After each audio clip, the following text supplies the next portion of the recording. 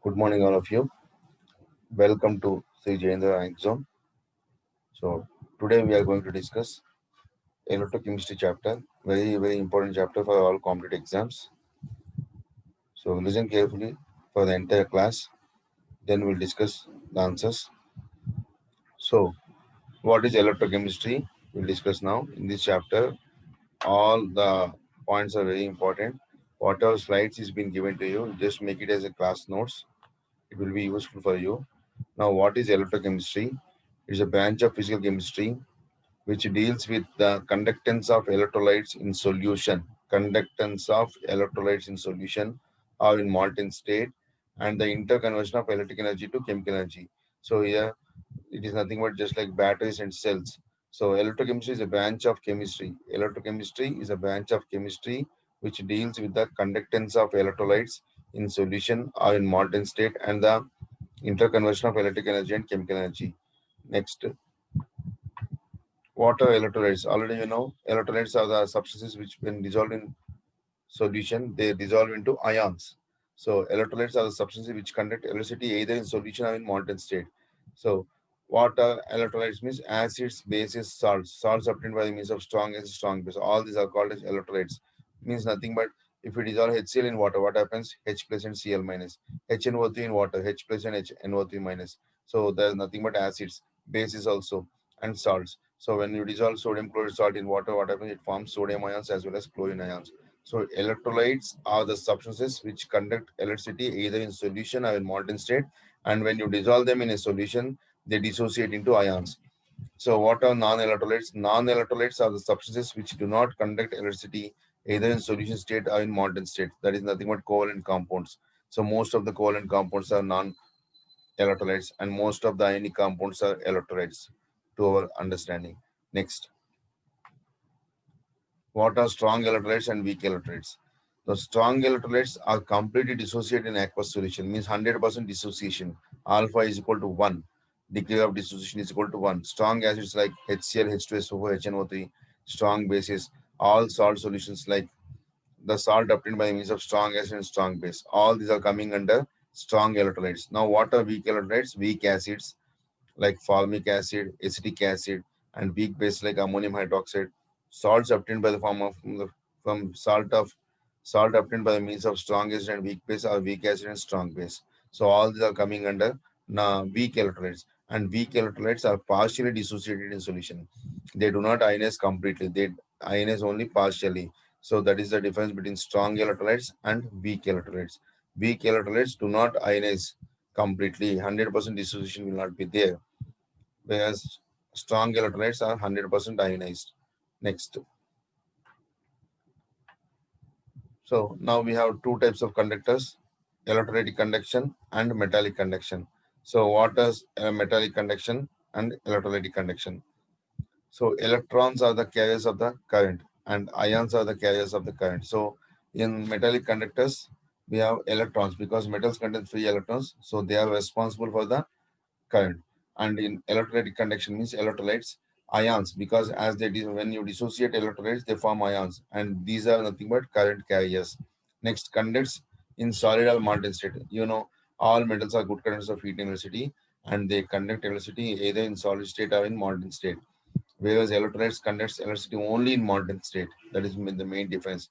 All the electrolytes they conduct only in solution or in molten state.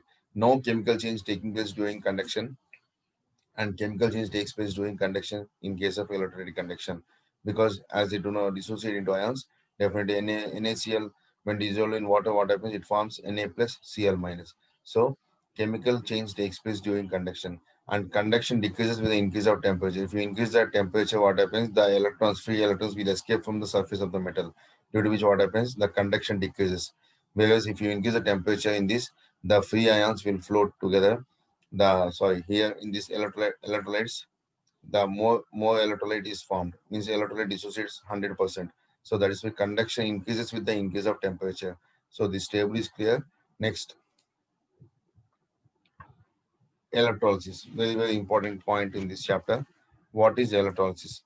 Electrolysis is a phenomenon in which an electrolyte is decomposed. So if you decompose an electrolyte into its constituent elements or parts by the passage of current, to aqueous solution or molten state. So that is nothing but electrolysis. So it is a phenomenon in which an electrolyte is decomposed into its constituent elements or products by the passage of electricity to aqueous solution or molten electrolyte. Aqueous solution, molten electrolyte. The cell used for electrolysis is known as electrolytic cell. So in electrolysis, we have cathode as well as anode. Cathode is connected to the negative terminal of the battery. Anode is connected to the positive terminal of the battery. And cations goes to cathode, anions goes to anode. So this electrolysis experiment will see detailing. So the apparatus used for the electrolysis is known as electrolytic cell. The electrolytic cell consists of two electrodes. What are the two electrodes? The positive electrode, which is also called as anode, and the negative electrode, which is called as cathode. At anode, oxidation takes place, and at cathode, reduction takes place. Underline these two. At anode, always oxidation takes place at anode. Oxidation takes place at anode, and at cathode, reduction takes place. Next. So this is the diagram where you have electrolyte is being kept over here. This is called electrolyte. For electrolytic conductor, we need electrolyte, and we have electrodes, cathode and anode, and it is connected to a battery DC source. And here this is called electrolyte. So electrolyte dissociates into ions. After when the electrolyte, for example, AB is an electrolyte. When dissociate after passing current, it forms A plus B minus. AB changes to A plus B minus, and A plus is cation, B minus is anion. So A plus goes to cathode and B minus goes to anode, and there B is deposited at anode and A is deposited at cathode. So this is the way that the electrolysis takes place. So cations goes to cathode and undergoes reduction, and anions goes to anode and undergoes oxidation. Reduction means gaining of electrons, oxidation means losing of electrons. I hope this is clear. Next.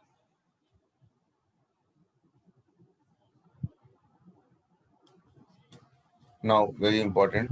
So more about electrolysis we'll discuss in the next lecture. But now we have Faraday's laws of electrolysis. So total there are two laws of electrolysis, Faraday's first law as well as Faraday's second law. Now we'll see what is Faraday's first law of electrolysis. So according to Faraday's first law of electrolysis, the mass of the substance deposited or liberated, underline deposited or liberated, it can be deposited or liberated. Means in the case of gas, it is liberated, and in the case of solid, it is deposited at the electrode. So is that proportional to the quantity of electricity passed through the electrolyte solution. So the mass of the substance deposited. In the previous experiment, we have seen A is deposited cathode and B is deposited anode. So the mass of A or the mass of B deposited at any of the electrode is directly proportional to the quantity of electricity passed through the electrolyte solution. So W is proportional to Q, where Q is called charge in Coulomb. Since Q is equal to I into T, where I is equal to current strength in ampere and T is equal to time in second. By this, you can say W is equal to Z into I into T. For removing proportionality, we have to use constant. So substituting the value of I into T in this equation, we got W is equal to Z into I into T, where Z is called electrochemical equivalent. Electrochemical equivalent. So from Faraday's first law, we got the formula W is equal to Z into I into T. Next. So this is very simple. The mass of any substance deposited at cathode or anode is proportional to the quantity of electricity passed through the electrolytic solution. Next, Faraday's. So what is electrochemical equivalent? So electrochemical equivalent of a substance may be defined as a mass of substance deposited or liberated when 1 coulomb of electricity is passed through the solution. So when 1 coulomb of electricity is passed through the electrolytic solution, whatever the mass of substance deposited or liberated is called as electrochemical equivalent. Because if you take W is equal to 1, so automatically electrochemical equivalent will be formed. So Z is equal to W by I into T. W by I into T. What is I value? 1 ampere current, and T is 1 second. So the electrochemical equivalent of a substance may be defined as a mass of substance deposited or liberated when 1 coulomb of electricity is passed through the solution. So unit of EC, that is electrochemical equivalent, is kg per coulomb. Next, very important, Faraday's second law. When the same quantity of electricity is passed through different solutions of different electrolytes containing different electrode connected in series, the masses of the substance produced at the electrolytes produced at the electrodes are directly proportional to their equivalent weights. So again, I'm repeating the law. Suppose you take two electrolytes CuSO4 and ZnSO4, and these two are connected in series, and they are connected to a common battery. When same amount of current is passed, here the important condition: same quantity of electricity is passed. When same quantity of electricity is passed, same quantity of electricity is passed through solutions of different electrolytes like CuS4, ZnSO4 connected in series. The masses of the substance is deposited, that is, mass of copper deposited and mass of zinc deposited at cathodes, or mass of anodes also, are directly proportional to the equivalent weights. From this, we got the formula W1 by W2 is equal to W1 by W2 is equal to E1 by E2. So, where W1 is called weight of the first electrolyte, second W2 is called weight of the electrolyte deposited, second one E1 is called equivalent weight of first one, E2 is called equivalent weight of second one. And apart from this, next,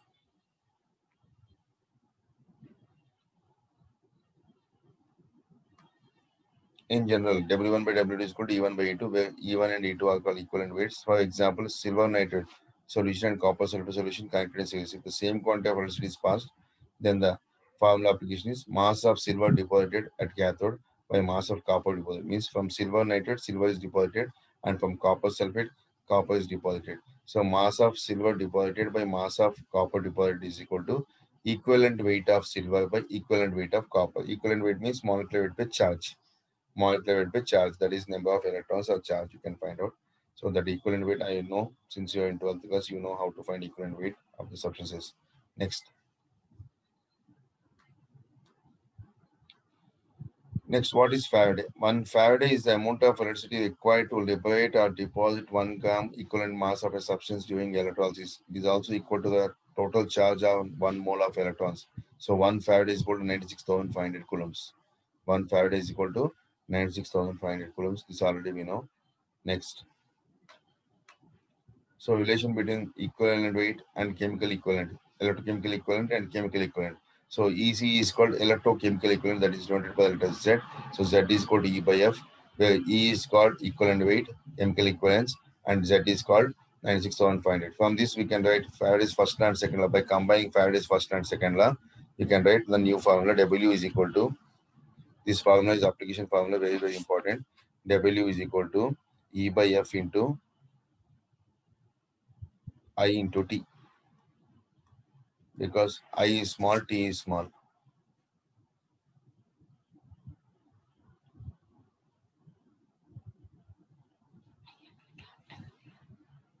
I is current, T is time. So this is the application formula by combining first law and second law. From first law, what you got, W is equal to Z into I into T. From second law, what you got, W is equal to E by F. So Z into I, in place of Z, we are taking I in E by F. So in place of Z, we are taking E by F. What is E? Equivalent weight of the metal deposited. F is called Faraday's. So this is clear. So this point is very, very important. W is equal to E by F into I into T. By combining first and second law, we got the formula W is equal to E by F into I into T. Next question.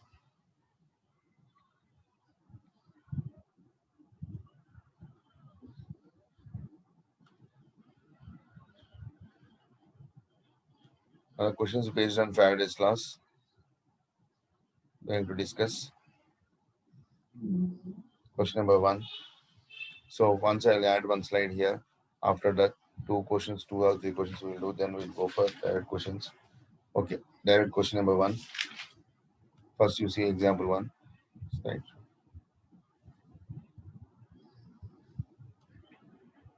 So Faraday's last concept recap. Faraday's first law W is equal to Z into I into T, ZQ, or Z is equal to E by 96,000 Farad. And Faraday's second law W1 by E1 is equal to W2 by E2, where Faraday is equal to 96,500 coulombs. And by combining Faraday's first law and second law, we got W is equal to E by F into I into T. That also we have discussed in the previous slide. Now, by applying these three formulas, we will do numericals now. I hope it is clear. Next, example 1. What volume of hydrogen and oxygen would be obtained? Since here we are doing object competitive part only, so we are doing little bit high level sums, so try to understand. So they have given what volume of hydrogen and oxygen would be obtained at 27 degrees C and 740 mm pressure and by passing a current of 25 amperes through acidified water for 24 hours. So already we know from if you pass current to water, it dissociates to form hydrogen gas and oxygen gas. Um, it dissociates to form hydrogen gas and oxygen gas, and hydrogen is deposited cathode, and oxygen will be deposited anode. So the same thing here is also going on. They have passed the current, that is 25 amperes of current, to acidulated water for 24 hours at a pressure of 740 mm and a temperature of 27 degrees C. Now they are asking how much volume of hydrogen is obtained at cathode and how much volume of oxygen is obtained at anode. So that this we are going to find now. So it is a very typical problem. So from the given data, we can find out first volume. We can write the equation. First 2H2O gives H2. There's simple. Writing the equation how to solve this problem and giving idea. It's not so simple easy question. 2H2O gives H2, 2H2 plus O2. So from the equation we can say two volumes of water gives two volumes of hydrogen and one volume of oxygen. So if you know weight of hydrogen, automatically you can get half of weight of, that is weight of oxygen also you can find out. So now how to find this, you see here now. So first you take the formula, first you find weight of hydrogen, then we can find out volume of hydrogen by using ideal gas equation, because they are given pressure and temperature. So you know PV is equal to nRT, where N is equal to weight by molecular weight. So for that first you need to find weight. How to find weight of hydrogen or weight of oxygen obtained? First, we'll find weight of hydrogen obtained. So automatically we can go for weight of oxygen also. So if you take weight of hydrogen obtained, so weight of hydrogen, how will you calculate? By using Faraday's first and second law. So that is W is equal to E by F into I into T. W is equal to E by F into I into T. So from this we can find weight of hydrogen. So W is equal to, next substituting, W is equal to E value is how much for hydrogen? 1 by F value is, because equivalent weight of hydrogen molecule is 1. F value is 96,500. I'm writing clearly. So E value is 1 and F value is 96,500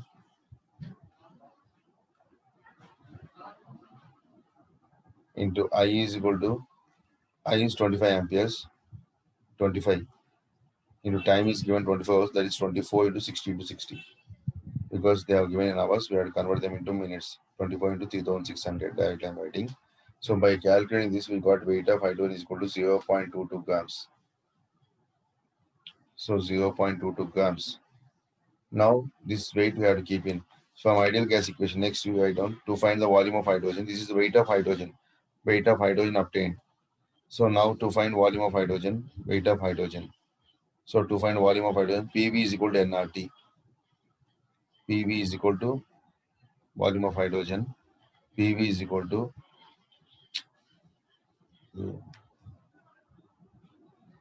PV is equal to nRT. Where this is equal to weight by molecular weight. By this V is equal to, implies V is equal to nRT by P. nRT by P. So that is equal to, so they have linked this question, that is equal to number of moles, that is weight by molecular weight. So what is weight of hydrogen? 0.22 and molecular weight of hydrogen is 2 because hydrogen molecule into R value is 62 8.314. No, R value is not 8.314. It is R value because they have given atmosphere mm of pressure. So R value is equal to 62.36 because R value is universal gas constant. It is value 62.36 and I value that is sorry at T value 27 degrees C means 300 kelvins. 27 degrees C means 300 kelvins. So if you do it, you'll get the answer by 2 into 740. That is 740. 740 is the pressure. So if you calculate this, you'll get the answer. I hope this is clear. Once again, I explain the problem. So what volume of hydrogen and oxygen would be obtained at 27 degrees C? They are asking us to find volume of oxygen and hydrogen obtained after the electrolysis of water for 24 hours using a current of 25 amperes. And they have given the pressure also, that is 740 mm pressure. They have not given STP. So if they have given STP also, you can find out. Since they have not given STP, so automatically we have to first find weight of hydrogen deposited and automatically weight of oxygen also. First, we have to write the balanced stoichiometric equation. So 2H2O gives us 2H2 plus O2. Means for 2 moles of water, you are getting 2 moles of hydrogen and 1 mole of oxygen. So weight of oxygen will be half of weight of hydrogen. So automatically we get the volume of oxygen will be half of volume of oxygen, sorry, hydrogen. So if you find the volume of oxygen, automatically we can take volume of, if you find the volume of hydrogen, automatically we can find volume of oxygen, that is divided by 2. Because from the stoichiometric equation we know that is 2 volumes of hydrogen is formed and 1 volume of oxygen is formed at anode. So to find first volume, we need to get weight, because from ideal gas equation we know PV is equal to nRT. They have given the value of pressure, they have given the value of R value is gas constant, that is 62.36, and T is temperature. But from the how to find weight of hydrogen, by using Faraday's first and second law, that is W is equal to E by F into I into T, where E is called equivalent weight of hydrogen. Equivalent weight of hydrogen is 1, and by 96,500 into current is given, that is 25 amperes, and time is given 24 hours. Since they have given 24 hours, we have changed it into seconds. So because we have to change the unit of time, so 24 into 3600, because 60 into 60 is 3600. After calculating that, you will get the weight of hydrogen deposited is 0.22 grams. So already we know from PV is equal to nRT, so V is equal to nRT by P. From this we can find volume of hydrogen, and the volume of hydrogen you'll get it as 283 liters. So after calculating this total part, you'll get volume of hydrogen is equal to nRT by P. You'll get 283 liters. So oxygen becomes one volume. So half of 283.1, that should be 141 change like that. So I hope this is clear. So oxygen volume just is, what is the volume of oxygen produced? It should be a half of oxygen hydrogen, because 2 moles of hydrogen and 1 mole of oxygen is formed in the equation. So for 2 volumes, you have to get 1 volume only. So oxygen is 1 volume only. So you'll get the answer. Now the answer is,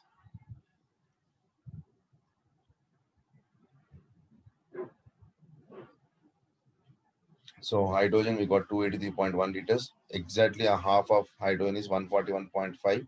That is volume of oxygen, because from the equation we got 2 volumes of hydrogen and 1 volume of oxygen. 2 moles and 1 mole. So I hope it is clear now. Next question.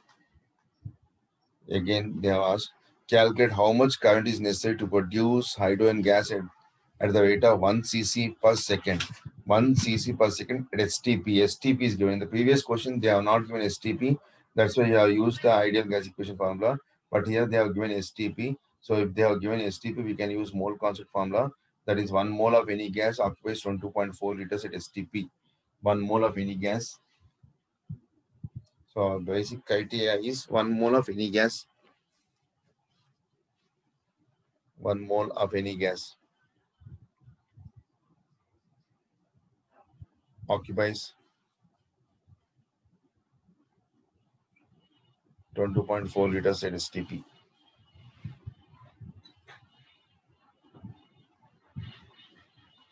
So we know that hydrogen.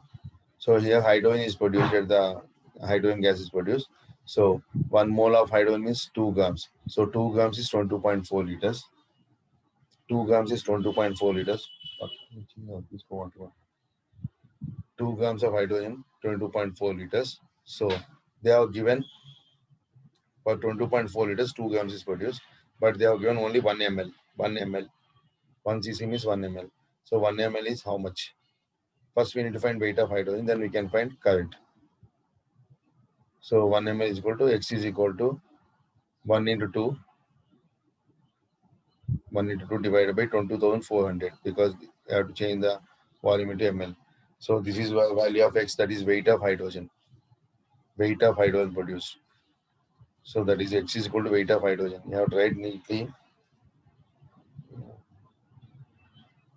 weight of hydrogen.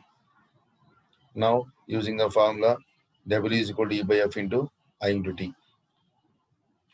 W is equal to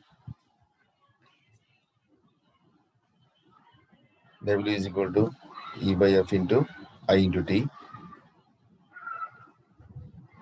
So time is given second, 1 second. So directly 1 second. So I value we have to find. E value is given. E value of equivalent of hydrogen is 1. and Faraday's is 96,500. W is equal to x 1 by 1 into 2 by 22,400. So by using these values, so 2 by 22,400 is equal to E value is 1 because into 96,500 divided by 96,500 into I value we have to find. Time is given 1 second. So from this you can find out I value. You'll get the answer. I hope it is clear. From the STP, since they have given STP, whenever they have given STP condition, we have to take into consideration mole concept. So according to mole concept, 1 mole of any gas occupies 22.4 liters at STP. So 1 mole of hydrogen molecule is molecular weight is 2 grams. So for 22.4 liters, 2 grams of hydrogen is deposited. But they have given only 1 ml. So 1 ml, how much hydrogen is deposited? If you know the weight of hydrogen, because for finding current, we need to find weight of hydrogen. So weight is equal to E by F into I into T. Basic using that formula, you can find I value easily. I hope it is clear. Next question.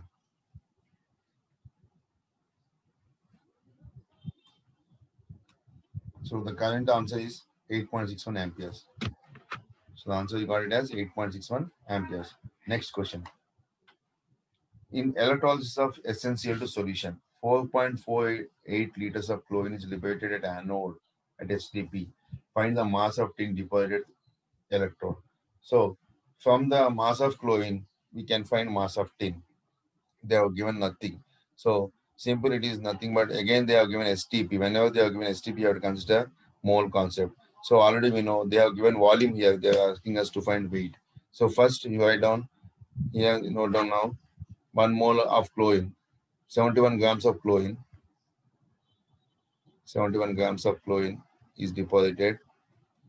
71 grams of chlorine gives means 71 grams of chlorine, 1 mole of any gas occupies a volume. 71 grams of chlorine occupies 4.21 occupies 20.4 liters of chlorine is liberated. 20.4. So because 1 mole of chlorine is molecule Cl2, its weight is molecular weight is 71 grams. So 1 mole of chlorine gas occupies 20.4 liters. So they are given 4.48 liters of chlorine. So 4.48 gives how much? So 4.48 gives how much? So that is equal to, it deposits 14.2 grams of chlorine. 14.2 grams. After calculating 4.48 into 71 by 22.4, you got 14.2 grams of chlorine. Now, by the comparison of chlorine, we have to compare with, tin.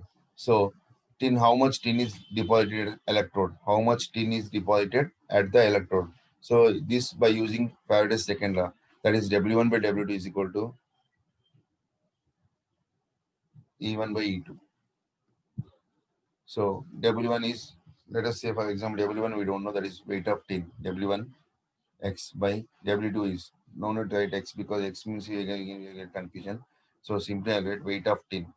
So W1 is called weight of tin, mass of tin.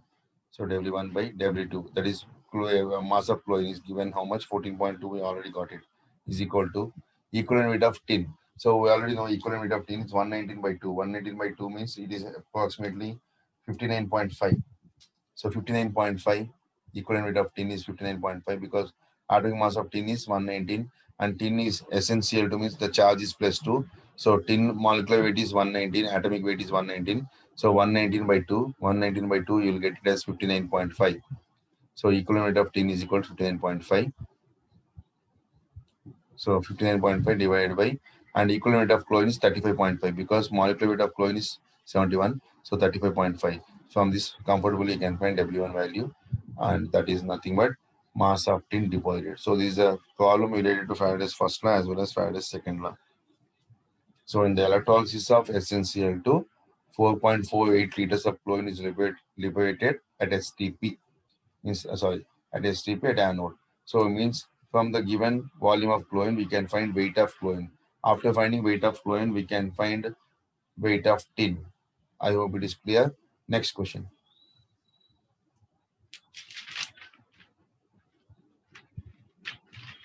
So the weight of tin deposited will be, if you substitute that formula, automatically you will get 23.8 grams. Next question.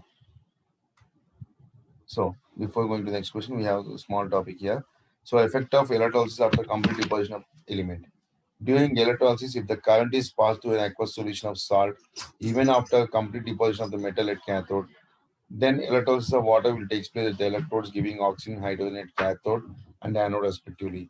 So electrolysis, if the current is passed through an aqueous solution of the salt, even after complete deposition of the metal at cathode, then electrolysis of water will take place at the electrodes, giving oxygen and hydrogen at anode and cathode respectively.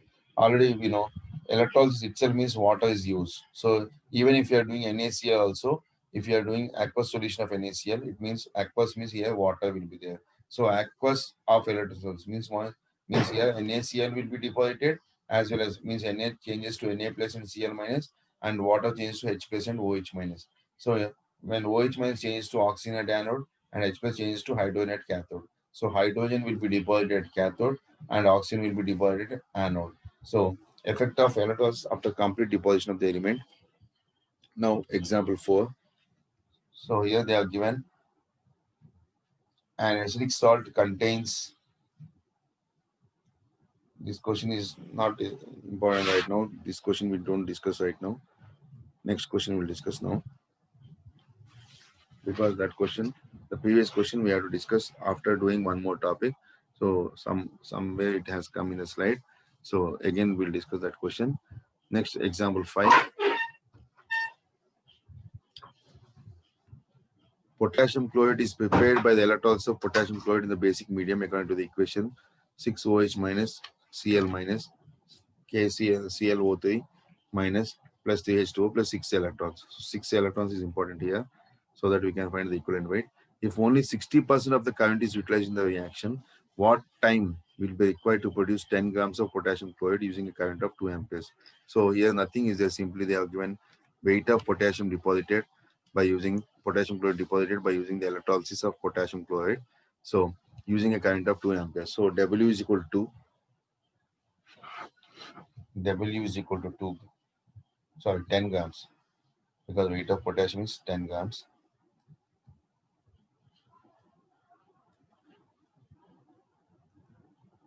And E is equal to equivalent weight of potassium chloride. Equivalent weight of potassium chloride is equal to potassium chloride actual weight is 39 plus 35 plus 45.1.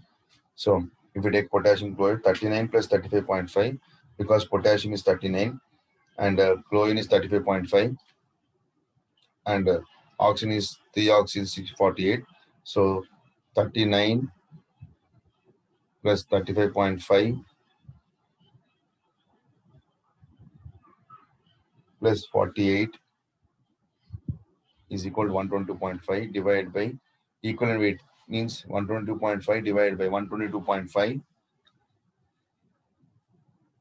divided by 6, because equivalent weight will be nothing but charge. Charge is, it is nothing but changing from, it is giving out 6 electrons, so divided by 6. So it is 20.4 equal 20.41. Now you know the value of E. Now using the formula W is equal to E by F into I into T. W is equal to E by F into I into T. Since I is equal to 60% only, means actual current is 2 amperes. So 60% of 2. So it is equal to 1.2 amperes only. You have to take 60% of 2 is 1.2 amperes. So you have to take not 2 amperes, you have to take it as, since they have given 60% of current is used. So E is equal to 20.41. Now E is equal to 20.41 divided by 96,500 into I value is equal to how much? It is 1.2 into time is T. We have to find time. I hope it is clear. So W is equal to E by F into I into T. So W value, 10 it is. So if you substitute that, you'll get the time value in hours. So if the answer is given in hours, you have to take the time value. After substituting this, you'll get the time value in seconds. Then you have to convert them in hours. I hope it is clear. Next.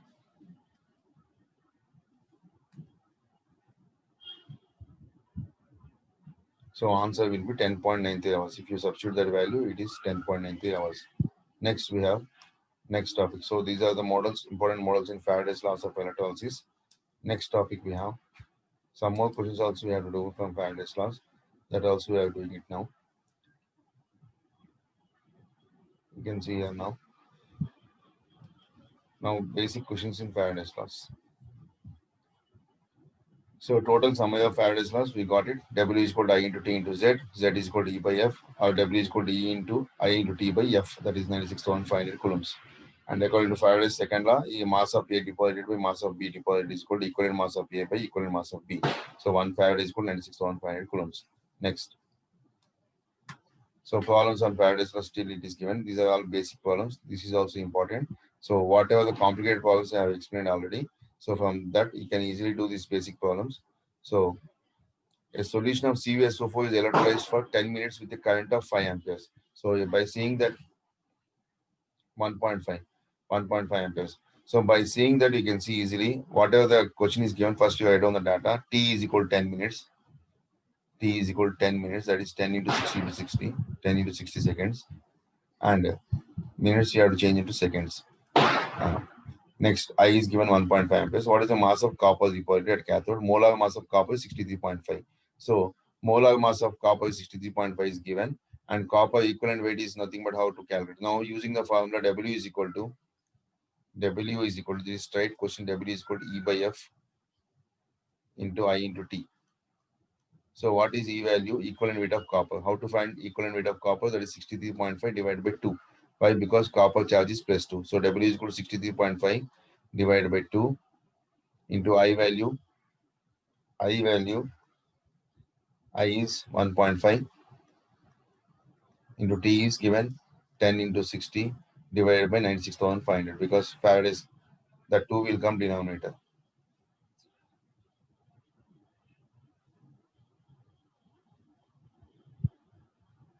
Two into 96,500. So if you do this calculation, you'll get the answer. And the answer is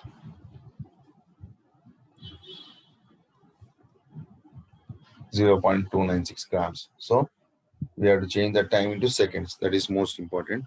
So answer is 0.296 grams. Next question. When a current of 0.75 amperes is passed through copper sulfate solution for 25 minutes, 0.369 grams of copper is deposited at cathode. Calculate the atomic mass of copper. It's quite simple. They have given everything except atomic mass of copper. So first you'll find equivalent weight of copper. Then automatically you'll get atomic weight of copper, atomic mass into 2. So for this you have to take I is equal to 0.675 amperes. First what is given, you have to consider I is equal to 0.75 amperes and time is equal to 25 minutes. That is 25 into 60. T is equal to, and weight is equal to 0.369 is given. So from the formula, W is equal to E by F into I into T. W is equal to E by F into I into T. So first you find value of E. E is equal to W into F by I into T. So from this you will get the value of E, and molar mass of copper, atomic mass of copper is equal to atomic mass of copper. Atomic mass of copper is equal to atomic mass of copper is equal to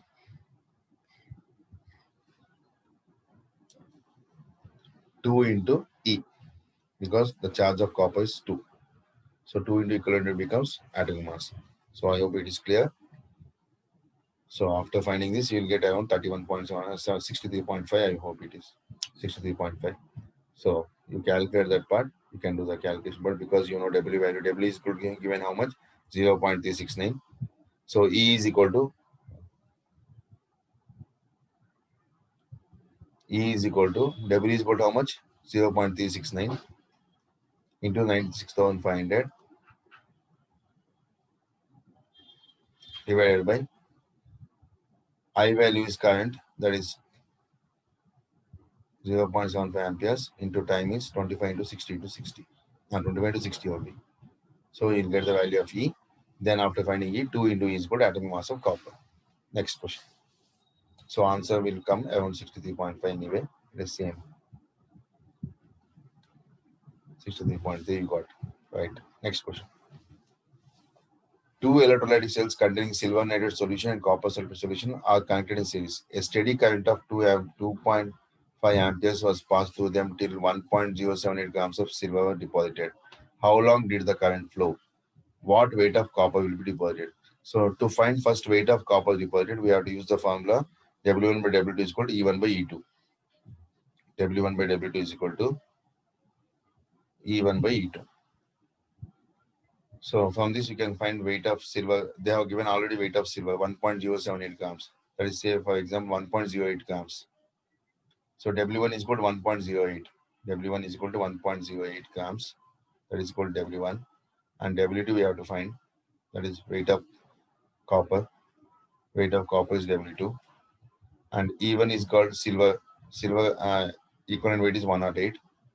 Equivalent weight of silver is 108 because charge of silver is 1. And molecular mass of silver is equal to E1 is equal to 108 and E2 is equal to 31.75. So by substituting these values, you will get weight of copper. So W1 by W2 is equal to E1 by E2. From this, you can find W2. Now, next is what? How long the current will flow. From the given weight of silver, you can find out current will flow. So using the formula W is equal to E by F into I into T. E by F into I into T. So we know the value of I, that is 2.5 amperes. T we have to find. How long is T? T we have to find time. And W is equal to take weight of silver itself, 1.078 is equal to equal weight of silver 108 by Faraday 96,500 into I value is equal to 2.5 amperes given already. So time, this time you'll get it in seconds. You can convert them in hours depending on the answer given. So I hope it is clear. So it is comprising of two problems. First is based on Faraday's second law. To find weight of copper, we have to use Faraday's second law. And to find time required, we have to use Faraday's first law. That is combination of Faraday's first law and second law. That is W is equal to E by F into I into T. And you can take W place 1.078 silver. However, you can take whatever W2 formula you got, whatever W2 weight, that is weight of copper deposit also you can take. But the thing is, anyway, silver is given directly. You can use first, you can find time, then you can find second. Anyway, they are not related. So for the to find in this problem to find time, we have to use the formula W is equal to E by F into I into T, where you can take W as weight of silver deposited, that is given already 1.078 grams, and current is given 2.5, and weight of silver, equivalent weight of silver is 108, and molecular weight of silver is also 108.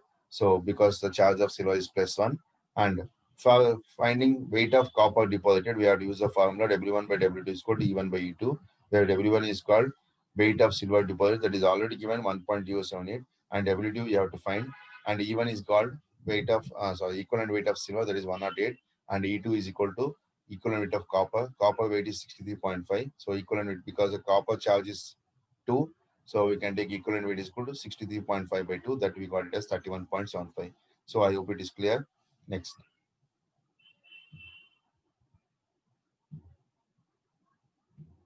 So answer you'll get it as 0.3175 grams. Very, very important question. This model is very, very important. How much charge is required for the following reductions? So 1 mole of aluminium plus 3 ions to aluminium, 1 mole of copper plus 2 to copper, and 1 mole of MnO4 minus to Mn plus 2. It's very, very simple. So from the Faraday's second law, we got to deposit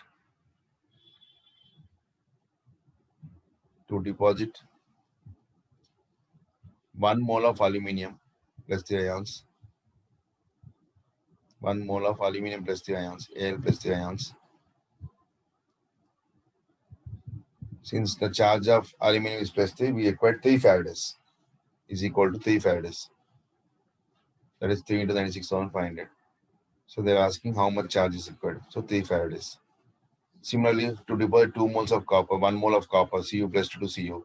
So to deposit 1 mole of copper, we require 2 Faradays.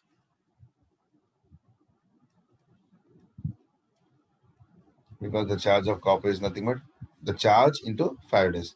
So in the first case, the first answer is 3 into 96,500. So first answer 3 into 96,500. So it is coming around 3 into 96,500. That is the charge required to deposit 1 mole of Al plus C to convert. So it is 2,89,500. And second case, 2 into 96,500.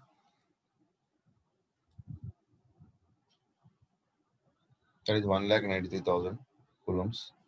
That is 193,000 coulombs. 300, 000. In that case also, wait. Now in third case, since they have given MnO for minus change to Mn plus 2. So the oxygen state of manganese is here plus 7, and it is changing to plus 2. So it is difference is 5. So 5 Faradays is required. So 5 Faradays. So 5 into 96,500. 5 into 96,500. You'll get the answer as 5 into 96,500 is equal to 4,82,500. It's 482,500. So that is 193,100.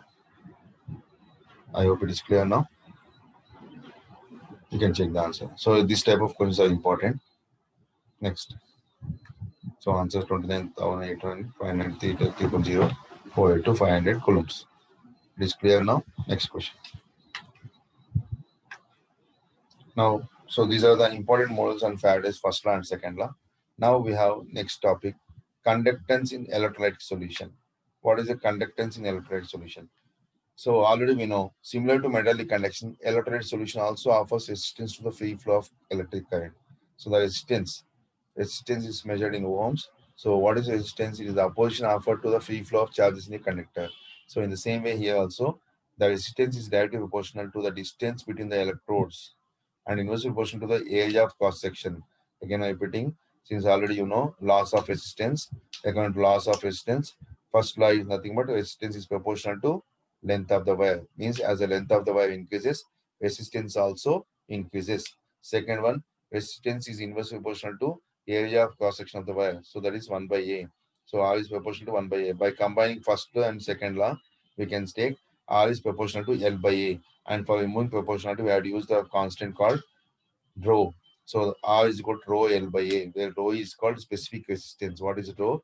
Rho is equal to rho is equal to rho. Rho is equal to specific resistance.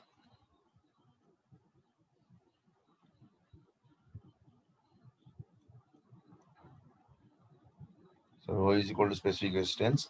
So this is very, very important. So R is equal to rho L by A, where R is called resistance and rho is called specific resistance or specific resistivity also you can say, that is resistivity. By this you can write rho is equal to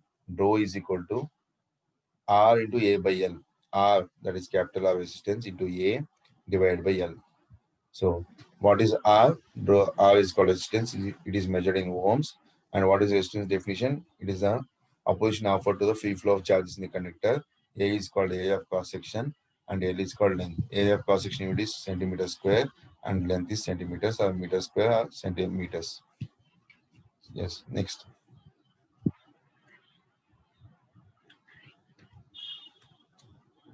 What is specific conductance of electrolyte solution?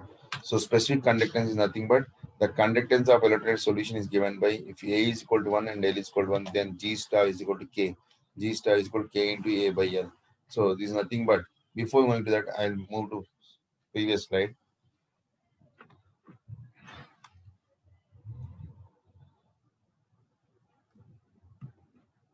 So from this R is equal to rho into L by A. So by this rho is equal to specific resistance, and that is called specific resistance, resistivity also. If you take inverse of rho, 1 by rho is equal to, again I'm writing here, rho is equal to R into A by L, and inverse of rho, that is 1 by rho, is equal to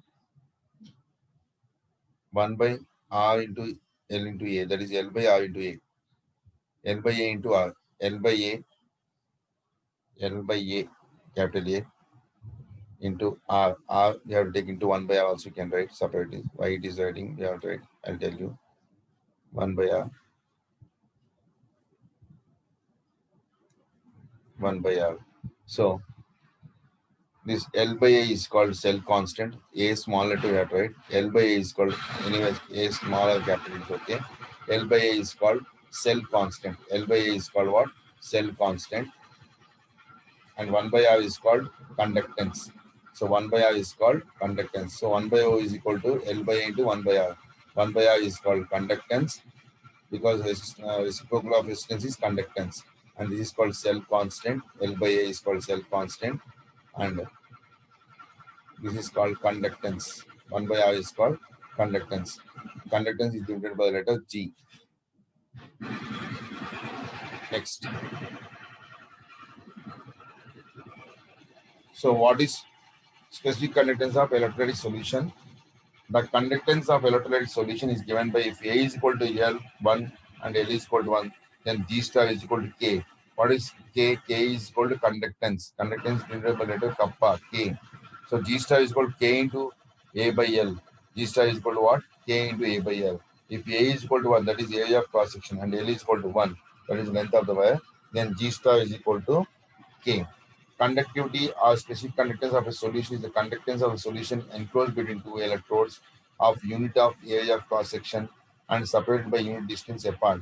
The definition is not at all required. So, what is the unit of conductivity is very important. That is ohm inverse meter inverse. Ohm inverse meter inverse because or Siemens meter inverse. Ohm inverse is called as Siemens because S stands for Siemens. I hope it is clear. Next, how to apply this formula, I'll tell you. Next, we have molar conductance of a solution. What is molar conductance of a solution? The conductance of all the ions produced by 1 mole of the electrolyte in a solution of given concentration. It is denoted by lambda m. Lambda m is equal to K by C, where K is called conductance, specific conductance. K is called what? Specific conductance, that is equal to 1 by rho. So by C is called concentration. So this is called molar conductance of a solution. The conductance of all the ions produced by 1 mole of an electrolyte in a solution of given concentration. It is denoted by lambda m. Lambda m is equal to K by C. Next. So units of molar conductance, if K is expressed in Siemens meter inverse, then the unit of molar conductance is Siemens meter square mole inverse because concentration is moles per liter. So Siemens meter square and mole inverse. If K is expressed in Siemens centimeter inverse, then the unit of molar conductance is Siemens centimeter square molar inverse and mole inverse, where lambda m is equal to 1000 into K by C. 1000 into K by C. Here this is not correct. K into 1000 by C is the right answer. So K into the first one is wrong. Lambda is equal to K into 1000 by C is wrong. So it is nothing but K into 1000 by C. Lambda is equal to K into 1000 by C is nothing, is important. Correct. So use the formula lambda is equal to K into 1000 by C, where C is called molar concentration of the electrolyte. Next.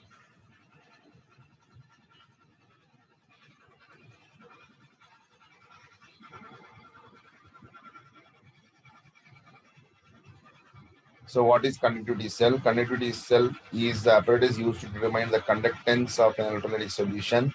So it has two platinum electrodes of definite area of cross section separated by definite distance. So two electrode areas.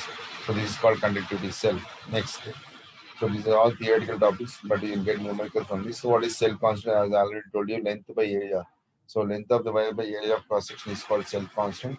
It is a ratio of distance between the electrodes to the area of cross section of the electrode, denoted by G star. G star is equal to L by A, and unit of cell constant is equal to centimeter inverse or meter inverse. So first we have completed Faraday's laws. Next we are going to do conductance. So in this session we have successfully completed Faraday's laws of electrolysis and what is electrochemistry. And the next session we'll do questions based on conductivity, conductance, and so on. So all these formulas again I'll write in the next session, and so that easily you can understand that questions and you can solve the numericals of that. And the most important in this session is in this session we have completed almost all the models of Faraday's laws of electrolysis.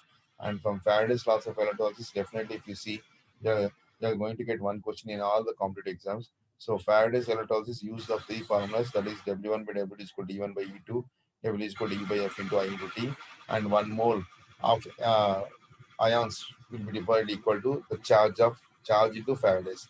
So for example, 1 mole of to deploy 1 mole of Al plus ions from Al, you have to require 3 Faradays of electricity. and 1 mole of copper, you require 2 farads because the charge of copper is +2. So all these type of questions are most important. And in that, all the questions, whatever the models we have done, it is complicated one to the easy one also we have done. So easiest one you will expect for NEET, and complicated one you will expect for JEE Mains and advanced. So I hope it is clear. So I'm ending this session, and next hour we'll continue.